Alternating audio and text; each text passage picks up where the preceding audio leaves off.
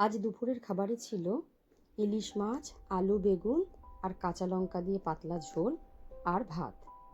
অফিসে ছিলাম, তাই বেশি পরিপাটি করে নেওয়া সম্ভব হয় না, কিন্তু আমি ভাত আর মাছের ঝোলটা একটু গরম করে নিয়েছিলাম। গরম ভাত ছাড়া একদম ভালো লাগে না খেতে। প্রথমে যখন আমি মাছটা কিনলাম, প্রথমে একটু চিন্তাই ছিল যে যেহেতু মাছটা ছোট, পেট ভর্তি ডিমও ছিল, মাছটা টেস্ট হবে কিনা। কিন্তু সত্যি বলছি, এত সুন্দর মাছটা খেতে লাগছিল, আর প্রত্যেকটা পিসে ডিম ছিল। মাছটা খুব বড় না হলেও মাছটাতে টেস্টও ছিল, আর ঝোলটাও খেতে খুব সুন্দর হয়েছিল। এই মাছের ঝোলটা আমি বানাইনি, যদিও আমার বোন বানিয়েছে।